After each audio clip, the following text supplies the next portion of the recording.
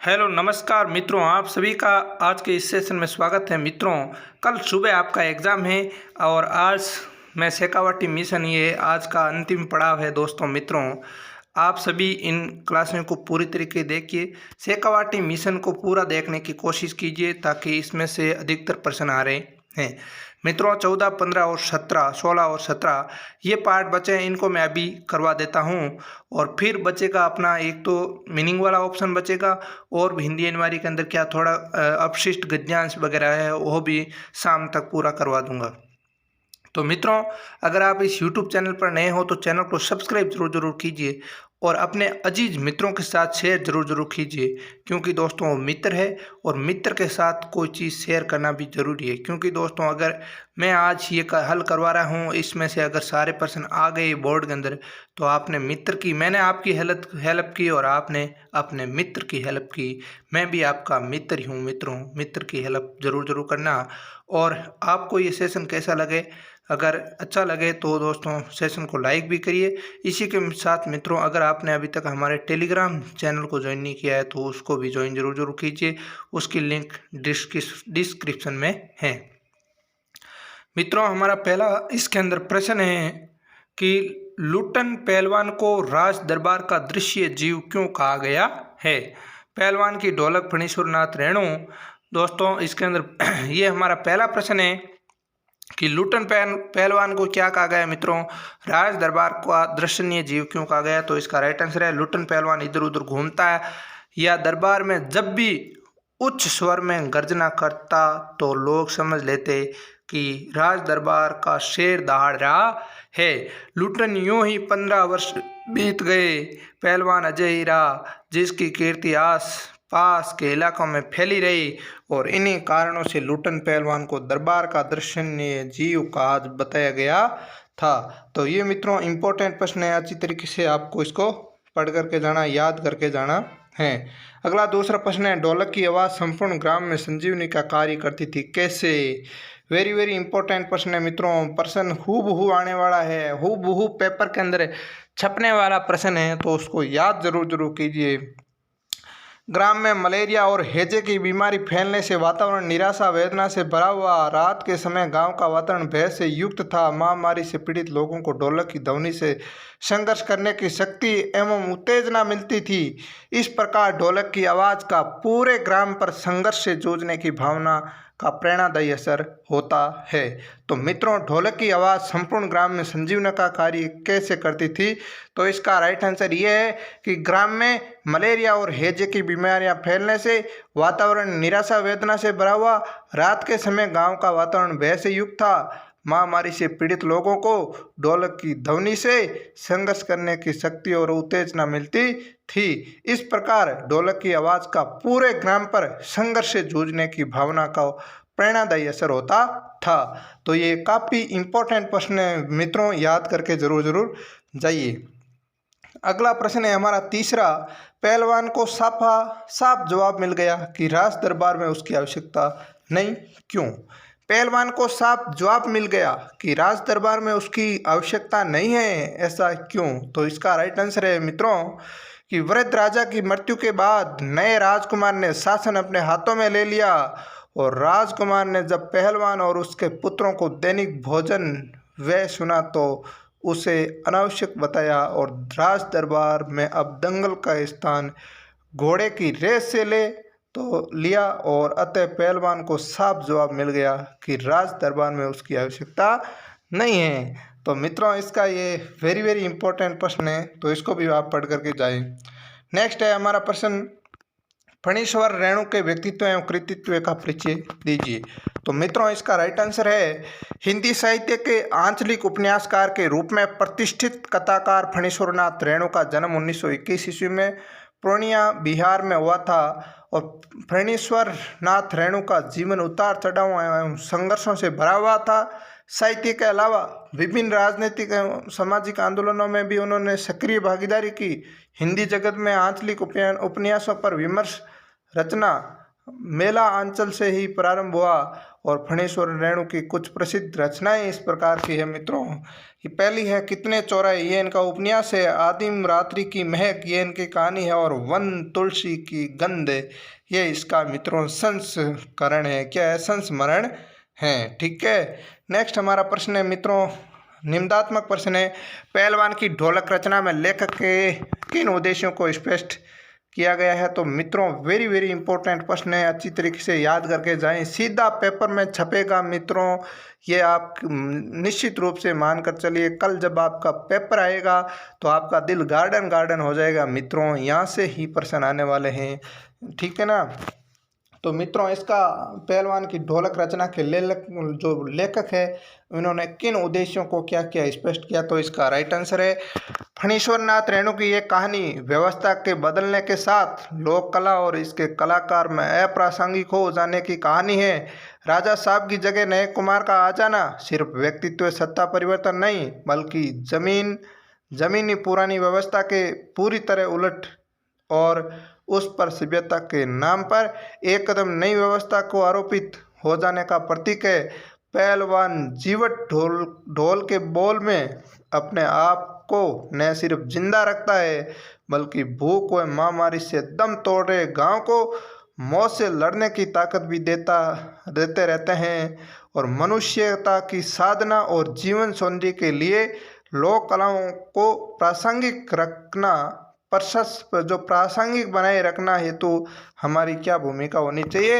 ये हमारे समकक्ष एक प्रश्न है। ये हमारा समक्ष क्या है मित्रों? एक प्रश्न है। इस प्रकार दोस्तों ये अच्छा प्रश्न है, इंपॉर्टेंट प्रश्न था, अच्छी तरीके से इसको भी याद करके जाइए। निम्नात्मक प्रश्न दोस्तों वाक्यात्मक प्रश्न है।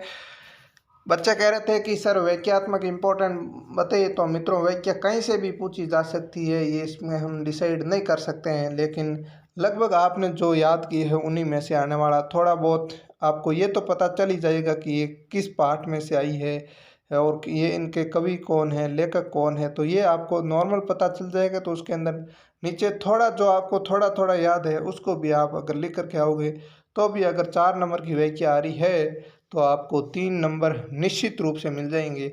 आपको पहले प्रसंग लिखना है, फिर वाक्य लिखना है, फिर विशेष उसको हेडिंग डालना है, हाईलाइट करना है, तब जाकर के ये आपको आसानी से हर एक चीज़ को पूरे में से पूरे नंबर मिल जाएंगे। तो ये मित्रों एक गद्यांश दिया गया ऊपर, विजय लुटन कूदता फांदता ताल टोकता सबसे पहले बाजे वालों की ओर दौड़ा और ढोलों की श्रद्धापूर्वक प्रणाम किया। फिर दौड़कर उसने राजा साहब को गोद में उठा लिया। राजा साहब की कीमती कपड़े मिट्टी में सन गए। मैनेजर साहब ने आपत्ति की, किंतु राजा साहब ने स्वयं उसे छाती से लगाकर गदगद होकर कहा, जीते रहो बहादुर, तुमने मिट्टी की लाज रखी थी। जीते रहो बहादुर, तुमने मिट्टी की लाज रख ली। तो इम्पोर्टेंट जो वाक्य है मित्रों आपको याद करके जाना है। प्रस्तुत गद्यावतरण लेखक फणीश्वर नाथ रेणु द्वारा रचित कहानी पहलवान की ढोलक से लिया गया है। इसमें लुटन पहलवान की जीत की खुशी का वर्णन किया गया है। वाक्य है मित्रों, मेले की कुश्ती प्रतियोगिता में जैसे ही लुटन पहलवान को विजय घोषित किया जाता है, विजय की उमंग तरंगों के साथ लुइन कूदता फांदता जोर की आवाज़ें निकालता हुआ सबसे पहले ढोलों को और प्रणाम करता है।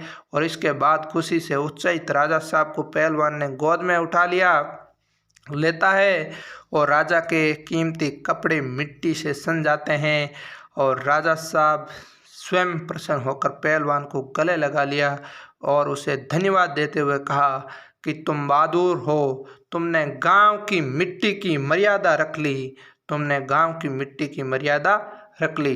तो ये इम्पोर्टेंट वाक्य है मित्रों। इसके बाद में आपको विशेष लिखना है। भाषा सरल सहज एवं बोधगम्य है। कुश्ती में जीत से पहलवान और राजा साहब की खुशी का शानदार वर्णन हुआ है, शानदार चित्रण हुआ है। तो ये आपका पाठ होता है दोस्तों कंप्लीट। और नेक्स्ट हमारा अगला पाठ है मित्रों 16 प्रश्न है, पाठ है नमक रजिया सजाद जहीर। ठीक है। तो इसका पहला प्रश्न है मित्रों, नमक कहानी में भारत व पाक की जनता की आरोपित भेदभावों के बीच मोहब्बत का नमकीन स्वाद घुला हुआ कैसे है? तो इसका मित्रों राइट आंसर है नमक कहानी के पात्र सफिया भारत की और उसका भाई पाकिस्तान का नागरिक है, लेकिन भाई बहन का प्रेम खत्म नहीं हो जाता है और इस प्रकार सफिया में पाकिस्तानी जो कस्टम अधिकारी, भारतीय कस्टम अधिकारी सुनील दास में व्यवहारगत जो प्रेम भाव दिखाया गया उससे स्पष्ट होता है कि भारत पाक विभाजन होने पर भी दोनों देशों की जनता में प्रेम मोहब्बत का नमकीन स्वाद आज भी मौजूद है मित्रों। निश्चित रूप से आज भी मौजूद है। प्रेम रखना चाहिए, प्रेम रखना है दोस्तों, प्रेम के साथ जिंदगी को जीना है। किसी से लड़ाई झगड़ा क्यों करें मित्रों, अपन को तो अच्छी तरीके से जिंदगी जीनी है। नेक्स्ट है हमारा प्रश्न मित्रों दूसरा, सफिया ने नमक की पुड़िया टोकरी से निकालकर अपने हैंड बैग में क्यों रख ली? तो इसका राइट आंसर है, जब सफिया के सामान की जांच हेतु वेटिंग रूम से बाहर निकला जा रहा था तब सफिया ने सोचा कि इस प्रेम के तोहफे को चोरी छिपे ले जाना ठीक नहीं है, वह इसे कस्टम वाले अधिकारियों को दिखाकर ही अपने साथ ले जाएगी। इसी वजह से सफिया ने नमक की पुड़िया फलों की टोकरी से निकालकर हैंड बैग में रख ली, तो उसका ये मेन कारण था। नेक्स्ट है हमारा मित्रों तीसरा प्रश्न, आखिर कस्टम वाले भी इंसान होते हैं, कोई मशीन तो नहीं होते हैं? ये कथन किसने, किससे और क्यों कहा? आखिर कस्टम वाले ही इंसान होते हैं, कोई मशीन तो नहीं होते हैं, ये जो कथन है किसने और क्यों कहा है? तो इसका राइट आंसर है मित्रों, ये कथन सफिया ने अपने भाई से कहा। सफिया को उसके भाई ने पाकिस्तान से नमक ले जाना गैर कानूनी बताया। सफिया ने कहा कि वह इन्हें दिखा कर ले जाएगी। कस्टम वाले भी मोहब्बत और आदमियत वाले इंसान होते हैं, वह प्रेम से इस उपहार को ले जाने से मना नहीं करेंगे। तो उसका दोस्तों ये किसने कहा था? तो ये आपको इसके अंदर पूरा अच्छी तरीके से आंसर मिल गया होगा। अच्छा प्रश्न है, इम्पोर्टेंट प्रश्न है। नेक्स्ट हमारा प्रश्न है मित्रों कि नमक कहानी की मुख्य पात्र सफिया के चरित्र का वर्णन कीजिए। तो मित्रों इसका राइट आंसर है, नमक कहानी की जो मुख्य पात्रता है सफिया, इसका जो चरित्र चित्रण है वो करना है। तो ये प्रश्न दोस्तों वेरी इंपॉर्टेंट है मित्रों, सबसे इम्पोर्टेंट प्रश्न है, पूछा जा सकता है परीक्षा में, इसलिए आप अच्छी तरीके से इसको पढ़िए और अपने आप को याद करके जरूर जाइए। पहला प्रश्न है मित्रों, वादे को निभाने वाली महिला है। सफिया है जो कैसी है? वादे को निभाने वाली महिला है। दूसरा है इसके अंदर मित्रों, सफिया नमक की पुड़ियों को चोरी से ले जाना अपने स्वभाव के विरुद्ध मानती है। तीसरा है सफिया का मानवीय रिश्तों में गहरा विश्वास है। चौथा है सफिया चतुर एवं मानवीय संवेदनाओं का पूरा आदर करती है। क्या करती है मित्रों? पूरा का पूरा आदर करती है। ये इसका राइट आंसर होता है। अगला इसके अंदर निबंधात्मक प्रश्न है मित्रों, नमक कहानी का मुख्य सारांश प्रस्तुत कीजिए। तो इसका राइट आंसर है, नमक शीर्षक कहानी भारत पाक विभाजन के बाद सरहद के दोनों तरफ है मित्रों के विस्थापित पुनर्वासित जनों के दिलों को टटोलती एक मार्मिक कहानी है। दिलों को टटोलने की इस कोशिश में अपने पराये देश प्रदेश की कई प्रचलित धारणाओं पर सवाल खड़े किए गए हैं। विस्थापित होकर देश प्रदेश की आई सिख बीबी आज भी लाहौर को अपना वतन मानती है और सौगात के तौर पर वहाँ का नमक लाए जाने की फरमाइश करती है। कस्टम अधिकारी नमक ले जाने की इजाज़त देते हुए दिल्ली को अपना वतन बताता है और राष्ट्र राज्यों की नई सीमा रेखाएं खींची जा चुकी है, लेकिन ज़मीन पर खींची गई रेखाएं उनके अंतर मन पर नहीं पहुंच पाई है। मात्र रेखाएं किस पर? खाली ज़मीन पर ही खींची गई है, लेकिन उसके अंतर मन तक पर नहीं खींची गई है। तो ये मित्रों इसका राइट आंसर था। अब है दोस्तों इस पाठ की व्याख्या, तो आपको व्याख्या भी ज़रूर के पढ़ करके जाना है। इसका आप क्या लीजिए मित्रों, आप इसका स्क्रीनशॉट ले लीजिए और मैं इसको हल भी करवा देता हूँ। जब उसका सामान कस्टम पर जांच के लिए बाहर निकाला जाने लगा तो उसे एक झिरझिरी सी आई और एक कदम से उसने फैसला किया कि मोहब्बत का ये तोहफा चोरी से नहीं जाएगा, नमक कस्टम वालों को दिखाएगी। वह उसने जल्दी से पुड़िया निकाली और हैंड बैग में रख ली, जिसमें उसका पैसा को पर्स और पासपोर्ट आदि थे। जब सामान कस्टम से लेकर रेल की तरफ चला तो वह एक कस्टम अफसर की तरफ बढ़ी। तो इसकी दोस्तों व्याख्या पहले आपको प्रसंग लिखनी है। यह गद्यांश लेखिका रजिया सजाद जहीर द्वारा लिखित नमक कहानी से लिया गया है और इसमें पाकिस्तान से हिंदुस्तान लौटते समय सफिया के सामान की जांच का वर्णन किया गया है। तो इसकी मित्रों व्याख्या है, कस्टम अधिकारियों द्वारा जब सफिया के सामान की जांच होने वाली थी उस समय सफिया के शरीर में एक अजीब सी संवेदनाएं पैदा होती है और वह तुरंत फैसला बदलती है और निर्णय करती है कि यह प्रेम का उपहार चोरी से नहीं लेकर जाऊंगी। नमक की पुड़ियाँ कस्टम वालों को दिखाने हेतु उसने क्या किया मित्रों, उसने पुड़ियाँ का हैंड बैग में रख लिया और इस तरह वह अपने सामान की जांच हेतु एक कस्टम ऑफिसर के पास पहुंचती है। तो ये इसका राइट आंसर है। और विशेष में लिख देना मित्रों, भाषा सुगम एवं भावपूर्ण शैली में है, सफिया की संवेदना व सत्य निष्ठा को प्रस्तुत किया गया है। तो ये दोस्तों इसकी पाठ की व्याख्या और ये पाठ हो गया समाप्त। और अगला और आपका अंतिम पाठ है मित्रों 17। और इस पाठ में से दोस्तों बड़ा प्रश्न आ सकता है, तो आपको थोड़ी अच्छी तरीके से इसको पढ़ना है। क्या है, शिरीष के फूल हजारी प्रसाद द्विवेदी का ये शानदार पाठ है। तो मैं इनके प्रश्नों को हल करवा देता हूँ। पहला प्रश्न है मित्रों, जब जब सीरीज की ओर देखता हूँ तब तब हुक्के उठती है, लेखक के मन में किस तरह के भाव उठते हैं। तो इसका मित्रों राइट आंसर है, लेखक कहते हैं कि आज भारत में भ्रष्टाचार इतना परवान पर है कि गरीब जनता अत्याचार व शोषण से त्रस्त है।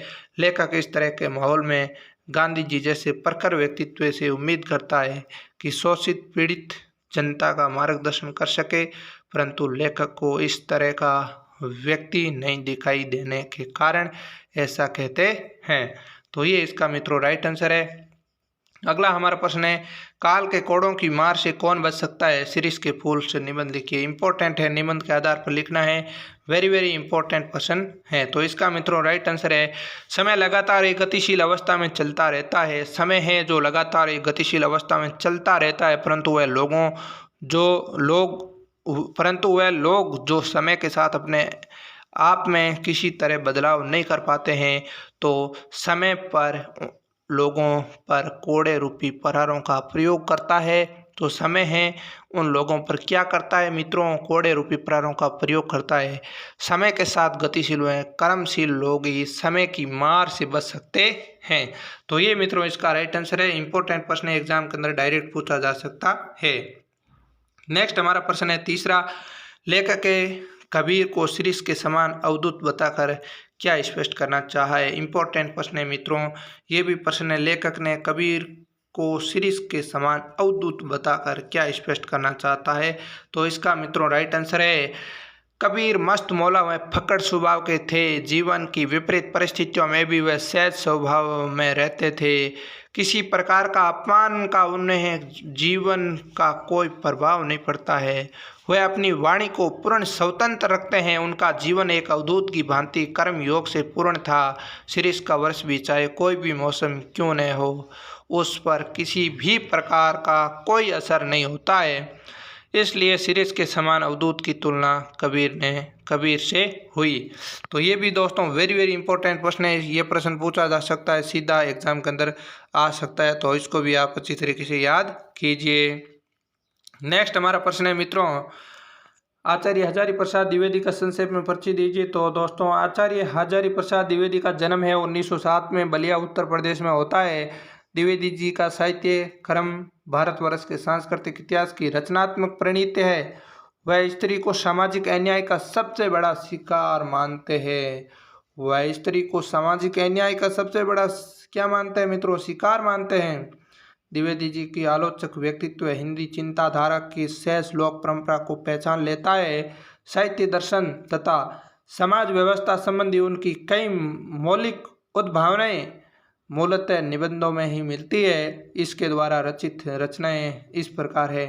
तो पहली रचना है इनकी मित्रों, बाण भट्ट की आत्मकथा, अशोक के फूल और हिंदी साहित्य का आदिकाल। ये तीनों रचनाएं इंपॉर्टेंट है। किसकी है मित्रों, ये शिरीष के फूल की, आचार्य इनकी है मित्रों हजारी प्रसाद द्विवेदी की है। तो आपको अच्छी तरीके से याद करके जाना है, ठीक है। अगला हमारा प्रश्न है मित्रों, निबंध सीरीज के फूल रचना की सार्थकता को स्पष्ट कीजिए। ये भी प्रश्न वेरी इंपॉर्टेंट है मित्रों। इस पर मैं स्टार लगा देता हूं दोस्तों। इस प्रकार से स्टार लग रहा है मित्रों, आपको पता चल रहा है कि स्टार कैसे लगा है। तो ये डबल स्टार वाला प्रश्न है मित्रों, पूछा जा सकता है। आपको इस प्रश्न को हूबहू याद करके जाना है। तो मित्रों, लेखक हजारी प्रसाद द्विवेदी ने सीरीज के माध्यम से मनुष्य की अजय जिजीविषा और तुमुल कोलाहल कलह के बीच धैर्यपूर्वक लोक के साथ चिंतारत कर्तव्यशील बने रहने का महान मानवीय मूल्य के रूप में स्थापित करता है। ऐसी भावधारा में बहते हुए उसे देह बल के ऊपर आत्म बल का महत्व सिद्ध करने वाली इतिहास विभूति गांधी जी की याद हो जाती है, तो वह गांधीवादी मूल्यों के अभाव की पीड़ा से भी कसमसा उठता है। सीरीज के पुराने फलों के अधिकार लुप्सु खड़खड़ाहट और नए पत्ते फलों द्वारा उन्हें धकिया कर बाहर क्या करते हैं मित्रों, बाहर निकालने के लेखक साहित्य समाज और राजनीति में पुरानी और नई पीढ़ी में द्वंद्व को संकेतित करती है। तो ये मित्रों आपके 17 पाठ ये कंप्लीट हो चुके हैं मित्रों। आप इन पाठों को अच्छी तरीके से बार रिवाइज कीजिए और कल सुबह आपका एग्ज़ाम है तो एग्ज़ाम के अंदर अच्छी तरीके से पढ़ करके जाएं, ताकि निश्चित रूप से आपको बहुत बड़ी सफलता मिले। ये आपका, मेरा और मेरे परिवार टुडे करंट इन्फॉर्मेशन तरफ से आप सभी को क्या है शुभकामनाएं देता हूँ, आप सभी को प्यार भरा आशीर्वाद देता हूँ मित्रों। तो आज के सेशन को मित्रों मैं यही विराम दूंगा, मिलता हूँ अगले सेशन में। तब तक के लिए धन्यवाद। जय हिंद, जय भारत।